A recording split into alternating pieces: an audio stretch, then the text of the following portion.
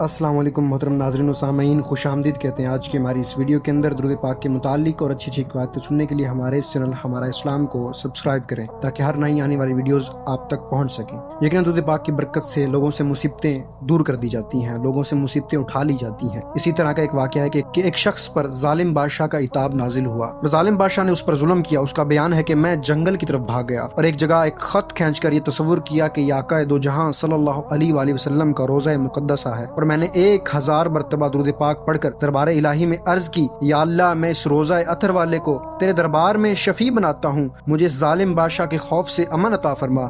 غیب سے آواز آئی، میرا حبیب بہت اچھا شفیع ہے، وہ اگرچہ مسافت میں بہت دور ہے لیکن مرتبے اور بزرگی میں قریب ہے، جا ہم نے تیرے دشمن کو ہلاک کر دیا ہے۔ وہ شخص کہتا ہے کہ جب میں واپسی آیا تو پتا چلا کہ وہ ظالم بادشاہ مر گیا ہے۔ سبحان اللہ، ماشاءاللہ، کتنا ہی پیارا واقعہ ہے کہ درود پاک کی برکت سے ظالم بادشاہ کے ظلم سے وہ بچ گیا۔ اللہ تبارک و تعالیٰ سے دعا ہے کہ ہمیں بھی حضور اکرم نور مجسم صلی اللہ علیہ وآلہ وسلم پر کثرت کے ساتھ درود پاک پڑھنے کی توفیق عطا فرمائے۔ مزید اچھی ویڈیوز کے لیے سبسکرائب کریں، ویڈیو کو لائک اینڈ شیئر کریں، کمنٹ میں اپنی رائے دینا نہ بھولیے گا۔ جزاکم اللہ خیرا و احسن الجزا۔